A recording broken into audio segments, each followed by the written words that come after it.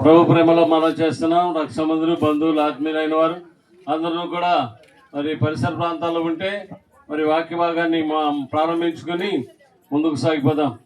పరిశుద్ధుడు తండ్రి, ప్రేమ నమ్మకం కలిగిన మహేశ్వరభ పరమదాసుడా, పరిశుద్ధుడా, పవిత్రుడా, గరుడ ఘన శ్రేష్టమైన నామానికి స్తోత్రాలు వందనాలు చెల్లిస్తున్నాం.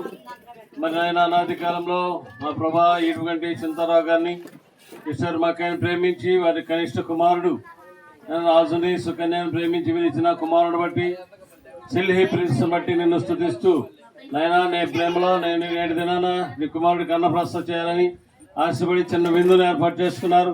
విందును మీరు ఆశీర్వదించండి.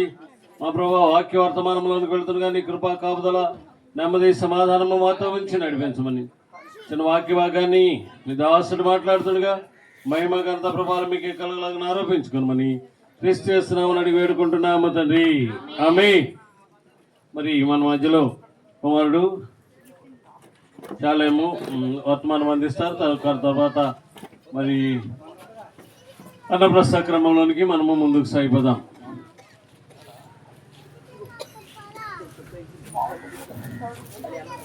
మరి దేవుని సన్నిధిలో మనము మరి ఎక్కడ మన మధ్యలో ఎవరైనా దైవ సేవకులు వచ్చి ఉంటే మరి తెలియపరిస్తే వారికి అవకాశం ఇవ్వబడింది కనుక సద్వినియోగం చేసుకుందాం.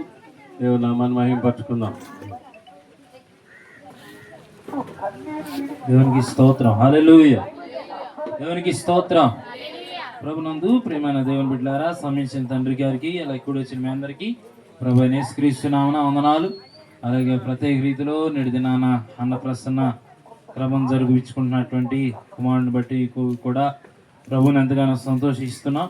అలాగే దేవుని యొక్క పరిశుద్ధ గ్రంథంలో నుండి ఆదికాండం 21వ అధ్యాయము ఈ యొక్క మాటను మనం అనేక పర్యాలు చదువుకున్నట్లుగానే కనబడుతూ ఉంది.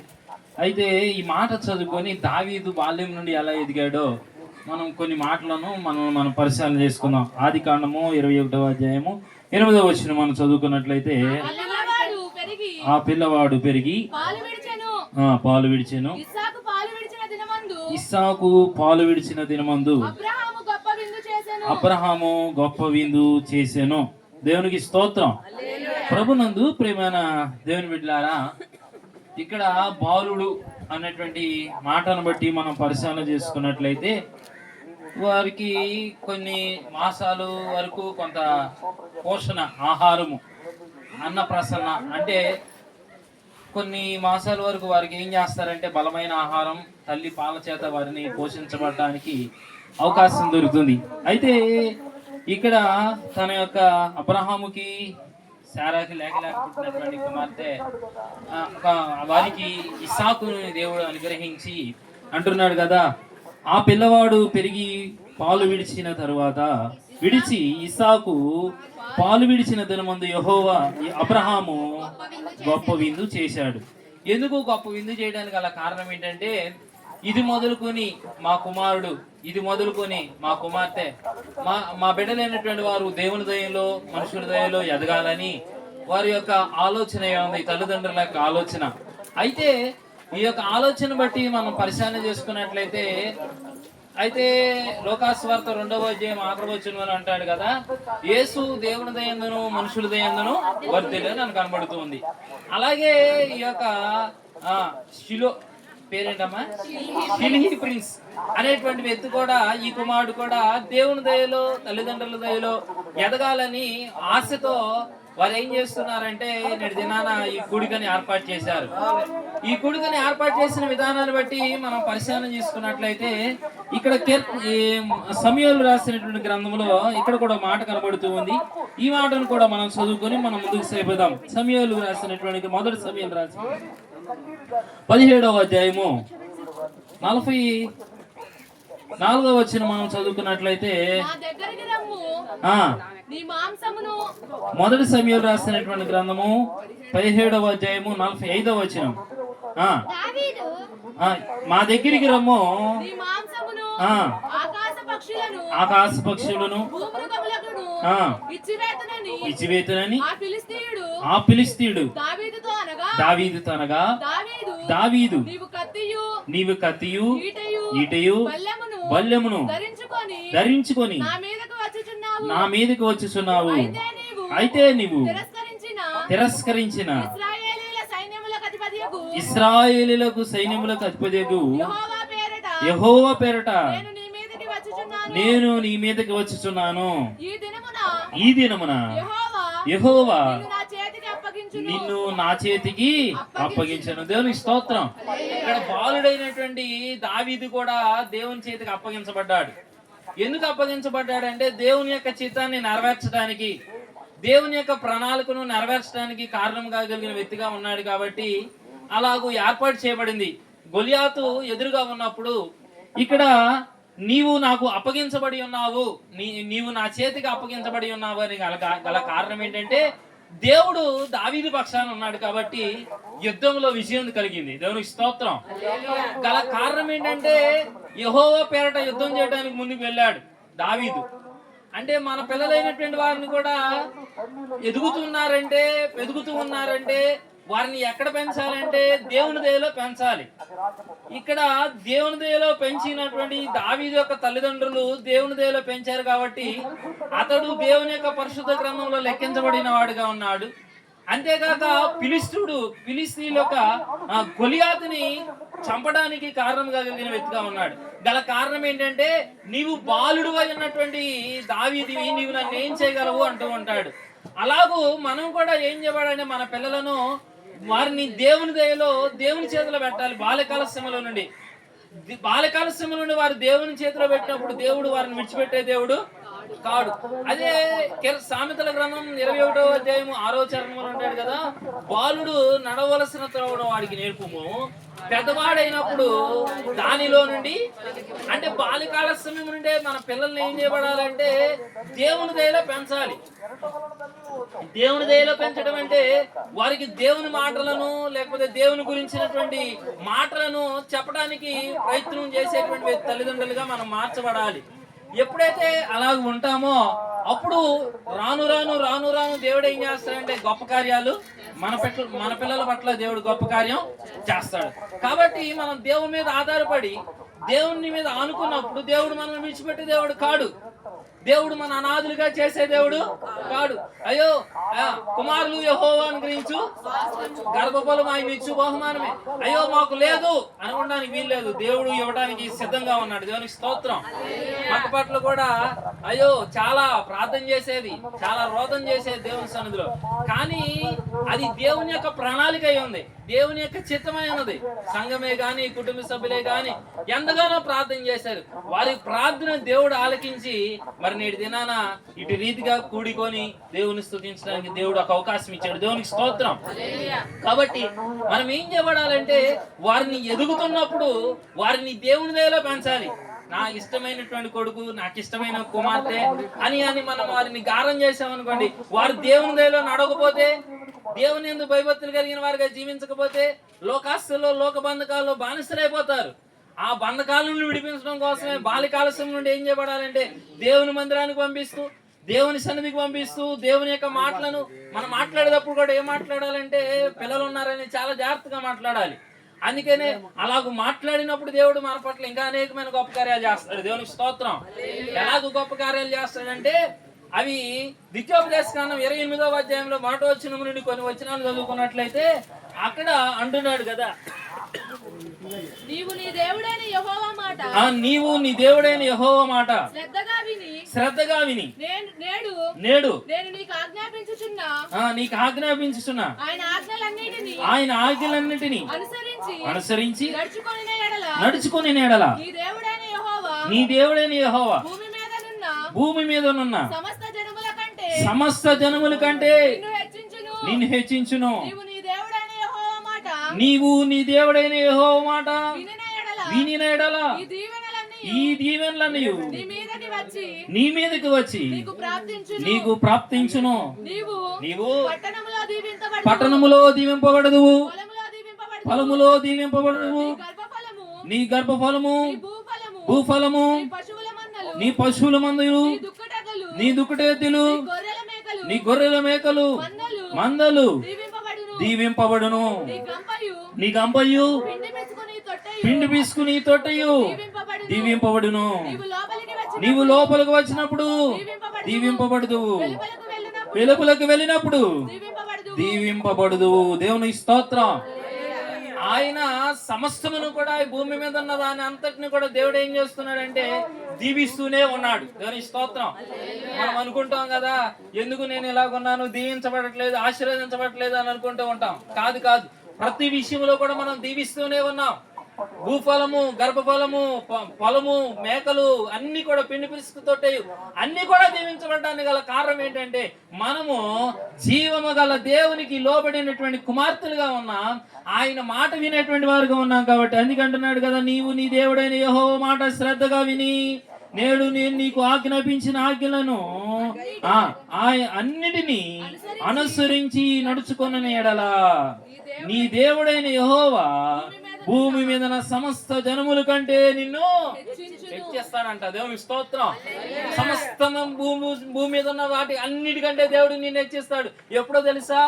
మనము మన పిల్లలు అనేటువంటి వారు దేవుని మాట వినినప్పుడు, శ్రద్ధగా వినినప్పుడు.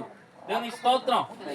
ఏముందిలే, అక్కడ ప్రార్థన జరుగుతున్నా మేము వెళ్ళినా వెళ్ళకపోయినా ఏమవుతుంది అనుకున్నారు అనుకోండి, వాడు అంటాడు కదా రేపు పొద్దున ఆమె అంటది కదా, ఏముందిలే మొన్న మా అమ్మ ఏమనలేదు కాబట్టి ఈ రోజు కూడా నేను వెళ్ళకపోయినా మా అమ్మ ఏమి అనదో అని అనుకుంటూ ఉంటాం. అంటే వారిని ఎక్కడ పెంచాలంటే దేవుని సన్నిధిలో. సమూయేలు కూడా ఎలాగో ఎదిగాడో, దావీదు ఎలాగ ఎదిగాడో అలాగూ మన పిల్లల్ని పెంచినప్పుడు దేవుడు మనల్ని, మన కుటుంబాన్ని దేవుడు ఆశీర్వదిస్తాడు. దేవునికి స్తోత్రం. అలాగ ఆశీర్వదించబడాలంటే దేవుని యొక్క మాటలను, దేవుని యొక్క ఆజ్ఞలను, దేవుడు అనుగ్రహించిన కట్టడలను శ్రద్ధగా మనం పాటించాలి. దేవునికి స్తోత్రం.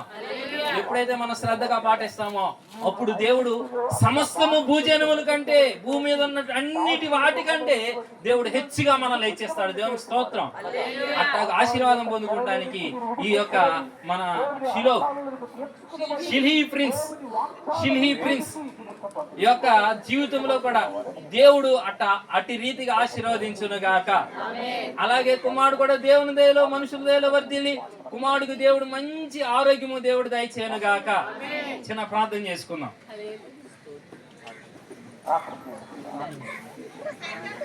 మహాగరుడా, మహోన్నతుడా, నిఘనమైన నామానికి వందనాలు, స్తోత్రాలు. నీవు మాతో మాట్లాడుతున్నావు. కుమారులు యెహోవాను గురించి స్వాస్థ్యము, గర్భఫలము ఆయన ఇచ్చు బహుమానం అన్నావు. నీ ఇవ్వకపోతే మేము పొందుకోలేం. మీరు ఇచ్చారు దేవా, నీకు వందనాలు, స్తోత్రాలు. అయ్యో, సమస్త భూమి మీద ఉన్నటువంటి వాటన్నిటికంటే నేను హెచ్చిస్తానడానికి గల కారణం ఏంటంటే మేము నీ మాటకు భయపడి, నీ మాటను అనుసరించి, నీ ఆజ్ఞలను, నీ కట్టడను అనుసరించి కుమార్తెలుగా ఉన్న ఎడలా మమ్మల్ని ఆశీర్వదిస్తానని సెలవిచ్చిన దేవా, అటు రీతిగా మీరు మమ్మల్ని ఆశీర్వదిస్తున్న విధానాన్ని బట్టి నీకు వందనాలు, స్తోత్రాలు. కుమారుడు బట్టి నీకు వందనాలు, కుమారుడికి ఇచ్చిన ఆరోగ్యాన్ని బట్టి నీకు వందనాలు. ఇది మొదలుకొని నీకు ఎన్నడూ ఎప్పుడు నాయనా కుమారుడు చుట్టూ నీ ఆత్మ కాపుదలంచేటువంటి బలహీనత గురి కాకుండా నాయన పరిపూర్ణమైన ఆరోగ్యమును మీరే దయచేయమని అడుగుచు వేడుకుంటూ ప్రార్థిస్తున్నాం. అయా సంఘముగా, కుటుంబ బంధువులు, రథ సముద్రులుగా వచ్చిన బిడ్డలందరిని బట్టి నీకు వందనాలు, స్తోత్రాలు. పొందుతున్న క్రమాన్ని కూడా మర్యాదగా మీరే జరిగించి నడిపించి సహాయం దయచేయమని అడుగుచు వేడుకుంటూ ప్రార్థిస్తున్నాం. ఈ యొక్క అయ్యా ఫలములో దీవింపబడం, గర్భఫలము భూఫలము దీవించబడును అన్నట్లుగా ఈ కుటుంబం విషయంలో, అలాగే ఇక్కడ కూడిన బిడ్డలందరి విషయంలో కూడా దీవెనకరంగా, ఆశీర్వాదకరంగా ఉంచి నడిపించి సహాయం దయచేయమని నీకే మహిమ, ఘనత, ప్రభావములు పొందుకుంటూ యేసు అతి పరిశుద్ధమైన నామమున అడిగి వేడుకొని ప్రార్థించి పొందుకొనుచున్నాము తండ్రి, ఆమేన్. మరి సమయంలో సాక్ష్యం చెప్పుకున్నాం. మరి సాక్ష్యం చెప్పే దేవుళ్ళు అత్తయ్య చెప్పుకుంటారు, వాళ్ళు చెప్తారా, మనవాడు చెప్తారు. రావాలి రామా.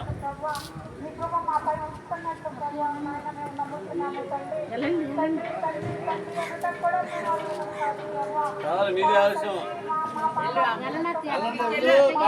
కాదు, రావాలి.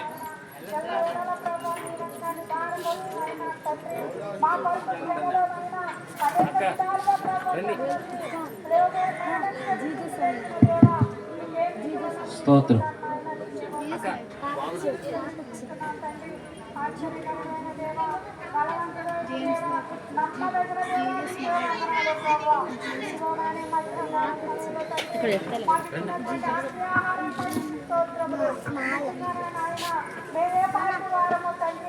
ప్రభు నమ్మ స్తోత్రం. ఇటు సమయం దయచేసిన దేవదేవుని వందనాలు.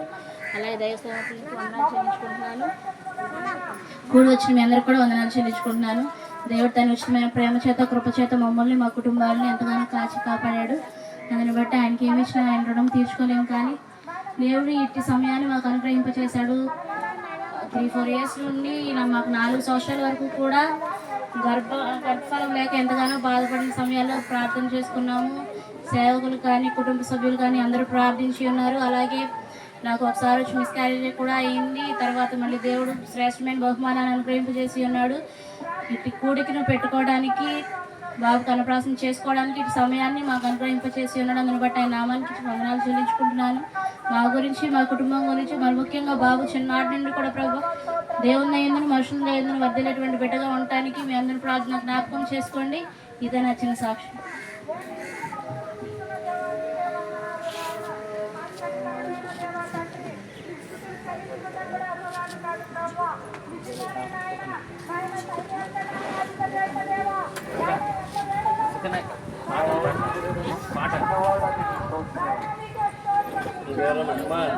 ఊరు నుంచి వచ్చిన వాళ్ళు ఎవరైనా పాట పెడతారా?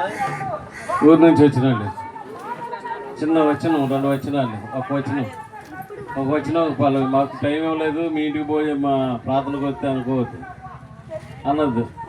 ఇందాక ఉజుకేతల పుస్తకాలు కావాలని అన్నారు, ఇంట్లో ఉన్నాను. పడేశారా? అయిపోయినాయా? దేవునికి స్తోత్రం. ప్రభునందు ప్రియ దేవుని బిడ్డలారా, దేవుని ప్రేమలో మరి మనం తడువు చేయకుండా చాలా సమయం చాలా ముందుకు సాగుతుంది. ఈ స్తుతి నీకే యేసుదేవా, మనసారా నిన్నే సేవింతును, నా మనసారా నిన్నే సేవింతును.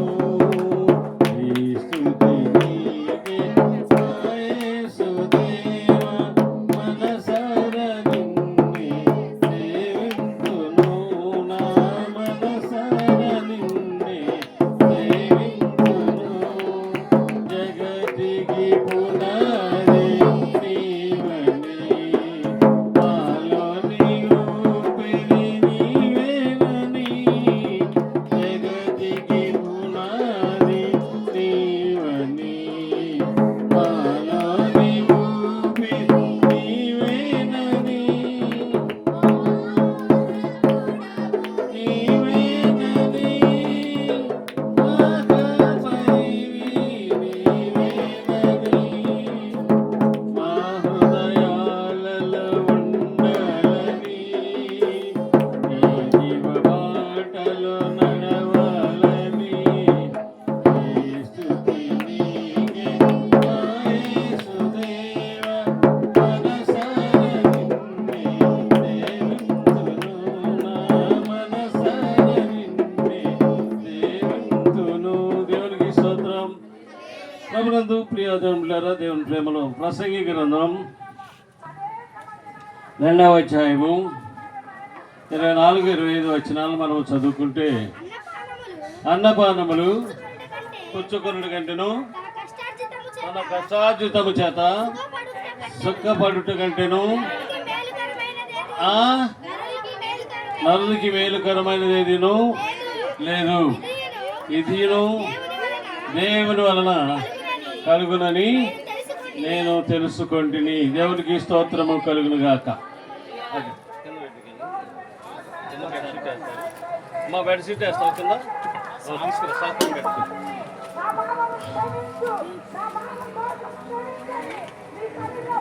దేవుని ప్రేమను అక్కాయి రండి ఇద్దరు.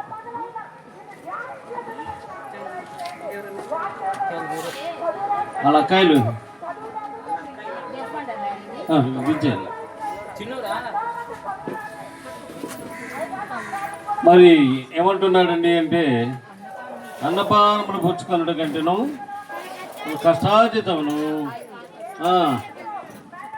చదవాలి. కష్టార్జితము చేత మేలుకరమైనది ఏదీను లేదు. ఇదిను దేవుడు మనకు కలిగించిన దేవునికి స్తోత్రం. ప్రభునందు ప్రియ దేవునులారా, దేవుని ప్రేమలో మానవ జన్మించిన ప్రతి మనుష్యులను కూడా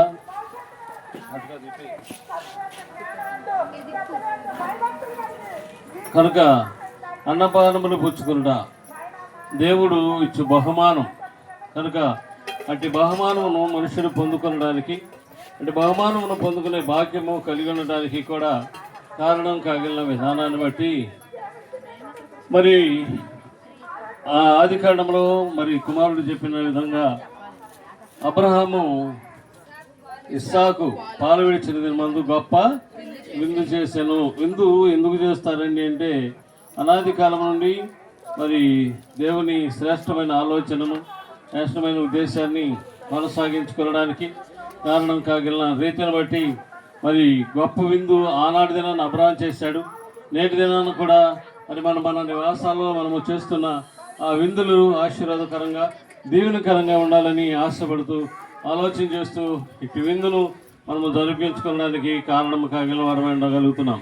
బుక్కు, పెన్ను, కాయలు, ఇంకా ఏమన్నా మీ దగ్గర మీ చైన్లు కూడా తీసి మీ తమ్ముడికి వేయండి. మీ చైన్లు తీసి మీ తమ్ముడికి వేయండి. బంగారమే, మంచి మంచి బంగారం. దేవునికి స్తోత్రం. రావాలి. బైబిల్, కొత్త బైబిల్ పెట్టండి. పెట్టామా మీ బై. కనుక మరి నేటి దినాన మరి మానవాళి జీవితాన్ని దైనందిన జీవితాలుగా ఎదుగు చేపట్టడానికి ఏర్పాటు కాగిలిన వారమైంది.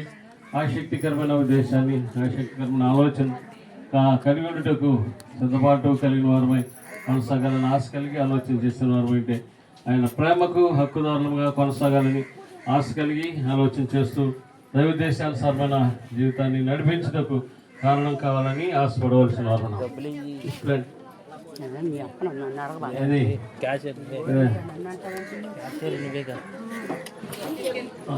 అతను కట్ట తీసుకురామను.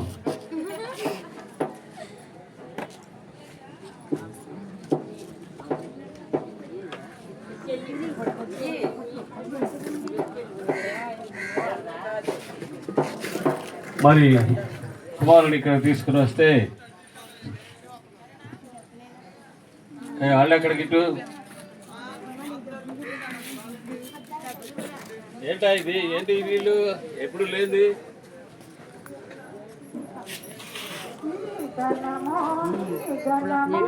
రండి, తీసుకురండి. అందుకు బాబు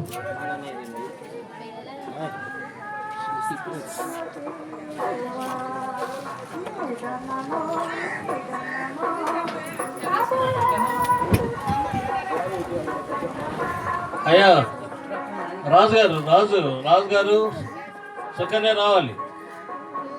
రాజు సుకన్య రండి. 1 గంట అయిపోతుంది మళ్ళీ. మనం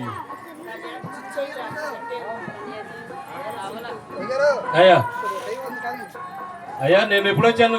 నువ్వు కనపడ్డావుగా నాకు.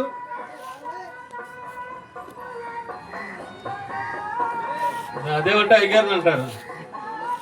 నేను 11ంటికి వచ్చి పడుకున్నా ఇక్కడ. స్తోత్రం. వాళ్ళ తల్లిదండ్రులు రావాలండి.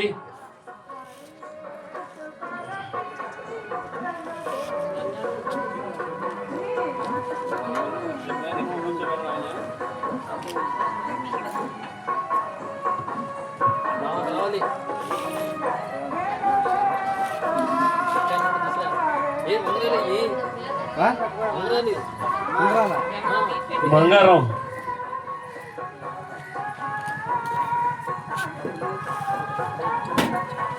స్తోత్రం అమ్మా.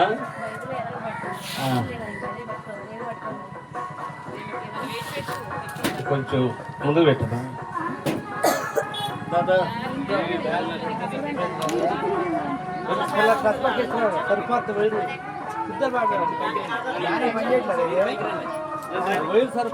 ఫోటో తీస్తాను.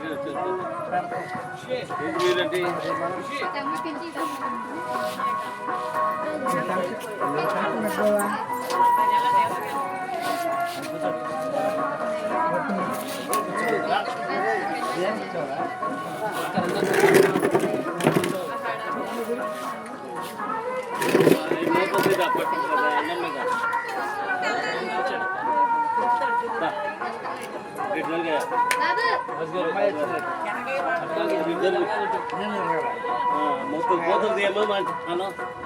మరి మీ అబ్బాయి ఏం కొట్టుకుంటాడు?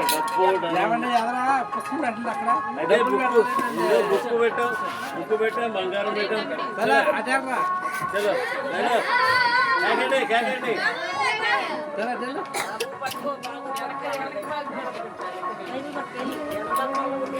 వెళ్ళాలి.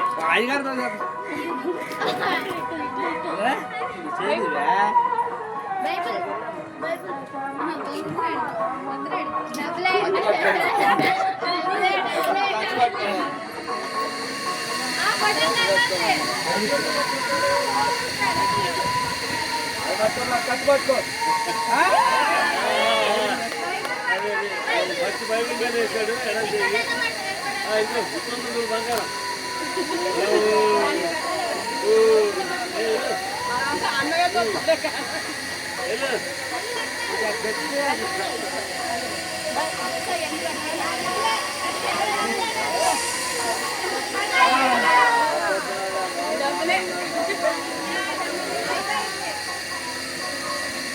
ఇంకోటి ఇటు ఇటు ఇటు ఇటు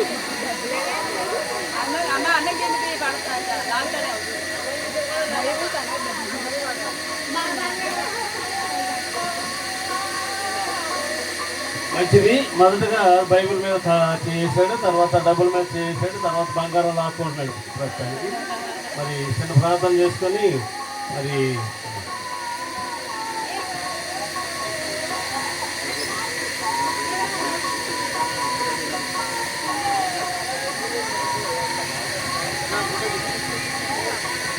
ప్రార్థన చేసుకుందాం. పరిశుద్ధుడికి తండ్రి, ప్రేమల పరమదాసుడా, పరిశుద్ధుడా, పవిత్రుడా కన్నా ఇలా శ్రేష్టమైన నామాన్ని బట్టి మీ స్తోత్రాలు వందనాలు చెల్లిస్తున్నాం బాబు. మీరు జ్ఞాపకం చేసుకోండి. అనాది కాలంలో చంద్రరావు గారిని, మా ప్రభాశ్వర్ గారిని ప్రేమించి మరి ఇచ్చిన కనిష్ట కుమారుడు రాజు గారిని బట్టి నిన్ను స్థుతిస్తూ రాజుకి సహకారిగా మరి సుకన్యాన్ని మీరు అనుగ్రహించి వారి 20 గారి భాషల్లో తీసిన కుమారుడు నేటి అన్నప్రస్థ క్రమాన్ని జరిపిస్తుండగా నీ కృపా కాపుదల నెమ్మది సమాధానము మాతో ఉంచి నడిపించి మహిమ పొందుకోమని, మహిమ గంట ప్రభావం మీకే కలుగులాగా ఆరోపించుకోమని క్రీస్తునామమున అడిగి వేడుకొని ప్రార్థించి పొందుకొనుచున్నాము తండ్రి. ఆమేన్.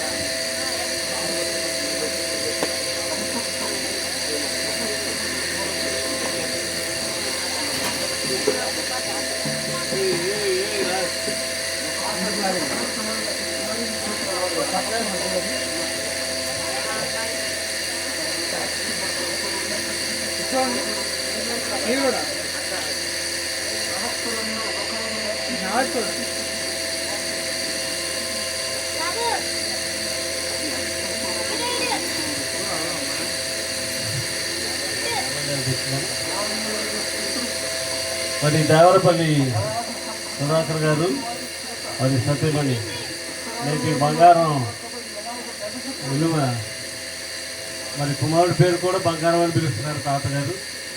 అలాగే మంచి బంగారం చేను తీసుకుని వచ్చి మరి కుమారుడికి బహుకరించడానికి ఆయన వచ్చి మేనమా వచ్చాడా?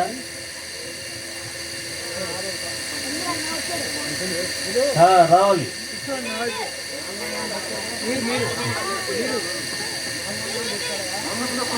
హలో. పరిశుద్ధుడ పవిత్రుడ గరుడ గంధమ స్తోత్రాలు. వెలుగల బంగారమును వెండి వస్తువులను మీరు ఆశీర్వదించగలిగిన సామర్థ్యత కలిగిన వాడు. అలాగే ప్రభా అమ్మమ్మ తాతగారు ప్రేమించి అది కుమారునికి అది బంగారపు చేను ఏర్పాటు చేసిన రీతిని బట్టి నీకే మహిమ గంధ ప్రభావాలు దొంగల చేతిలో అపవిత్రుల చేతిలో పడకుండా అవా బిడ్డల కషాజితమును ఆశీర్వదించి జీవించమని క్రీస్తు చేస్తున్నామని అడిగి వేడుకుంటున్నాము తండ్రి. ఆమేన్.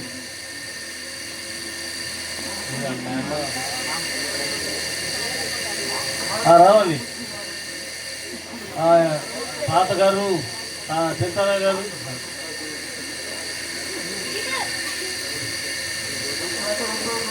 అయ్యా బల్లలు వేసేసుకోండి.